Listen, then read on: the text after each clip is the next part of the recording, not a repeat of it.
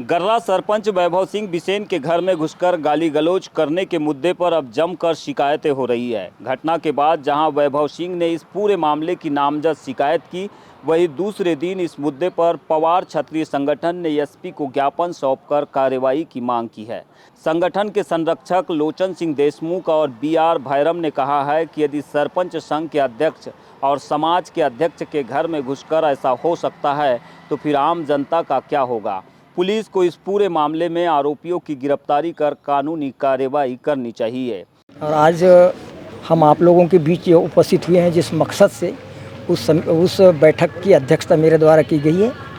ये गर्रा जो अपने बालाघाट चौकी के अंतर्गत आता है गांव, वहाँ वैभव सिंह बिसेन जो बालाघाट ज़िले के सरपंचों के अध्यक्ष हैं। दूसरे उनके बड़े भ्राता विशाल बिसेन पवार समाज के अध्यक्ष हैं। पर यहाँ हम समाज के दृष्टि से नहीं देख रहे हैं, हम ये देख रहे हैं कि यहाँ पे जो इन लोगों के घर में हमला किया गया रात में, अभी जो कि उन्होंने एफआईआर भी करवाया है, ये बालाघाट ज़िले के लिए बहुत ही दुखद घटना है। हमारे बालाघाट ज़िले में जिस प्रकार ये बिहार और यूपी का हम सुना करते थे कि कैसा हमला करते, उस पैटर्न पे ये लोग हमला करने 2 गाड़ियों से गए और उनके सीसी कैमरा में सब कैद हो गए हैं। हम आज जो आए हैं प्रशासन के पास में तो ये आ रहे हैं कि ये पुनरावृत्ति बड़े प्रतिष्ठित परिवार हैं और ऐसे लोगों के यहाँ यदि इस प्रकार के हमले होने लगे तो साधारण आदमी तो हमारे बालाघाट ज़िले का सुरक्षित रहेगा।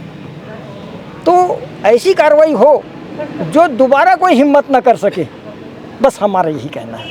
मूल बात यह है कि बालाघाट ज़िले की शान जो पवार समाज है उसके अध्यक्ष के परिवार के साथ तो हुआ ही है, लेकिन शासन में जो सरपंचों का काम होता है उनके अध्यक्ष के घर हुआ है।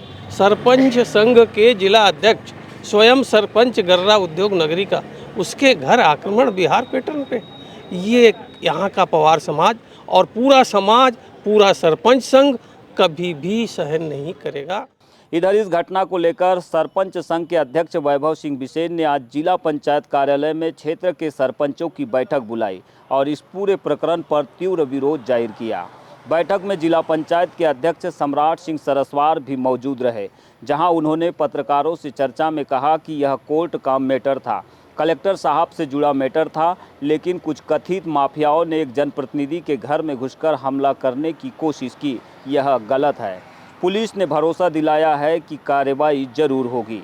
ये कोर्ट का मैटर था, कलेक्टर साहब का मैटर था और जिस तरीके से एक जनप्रतिनिधि के घर पे रात के 10-11 बजे यदि कोई अटैक करने के उद्देश्य से घर में घुसने की कोशिश कर रहा है, गाली गलौज कर रहा है और जान से मारने की धमकी दे रहा है, ये हमारे ज़िले के लिए बहुत दुख और दुर्भाग्य की बात है।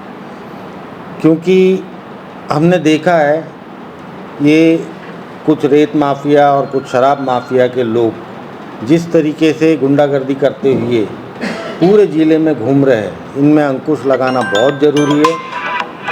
और जो हमारे ज़िले की शांति है और जनप्रतिनिधियों को जो सेफ्टी मिलना चाहिए, इस टाइप के लोगों के ऊपर कड़ी से कड़ी कार्रवाई करना चाहिए। हमारी अभी एसपी साहब से बात हुई है, जिन्होंने पूरा आश्वासन दिया है कि जिन्होंने भी ये कृत्य किया है उनके ऊपर कड़ी से कड़ी सज़ा वो दिलाने के लिए हमारे को पूरा विश्वस्त किए है। और मैं उन्हें धन्यवाद देता हूं कि उन्होंने हमारी बातों को सुना, समझा और हमको पूरा विश्वास दिलाया है कि उनके ऊपर कार्रवाई जल्दी से जल्दी हम करेंगे। वैभव बिसेन ने बताया कि घटना के विरोध में सभी सरपंच संघ के साथी पहुंचे हैं। एसपी साहब ने आश्वस्त किया है कि जल्द ही कार्रवाई होगी। कथित गुंडे जिस तरह से बड़ी बड़ी गाड़ियों में घूम रहे हैं, इसके पीछे के तंत्र की पड़ताल होनी चाहिए। इन्हें कौन पोषित कर रहा है, इसकी भी जांच होनी चाहिए।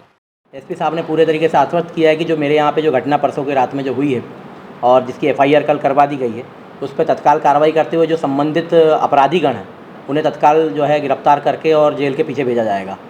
और मेरा मीडिया के माध्यम से एसपी साहब से एक और अनुरोध है और माननीय सभी उच्च अधिकारियों से अनुरोध है कि ये जो बड़ी बड़ी गाड़ियों में घूम रहे हैं, जिनके पास में मोटरसाइकिल में पेट्रोल डालने के लिए 100 रुपये नहीं है, ऐसे जो गैंगस्टर और जेब कतरे पॉकेट मार लोग जो हैं, जो अपने आप को बहुत बड़ा गुंडा बता रहे हैं, रात में किसी के घर में घुस रहे हैं, सूने घर में घुस रहे हैं, महिलाओं को गाली गलौज कर रहे हैं, ऐसे अपराधी गण जो हैं, इनको गाड़ियाँ प्रोवाइड हो रही है, बोलेरो गाड़ी में घूम रहे हैं। आप देख रहे हो कि वीडियो में कि बोलेरो गाड़ियों में गुंडे आए मेरे घर में।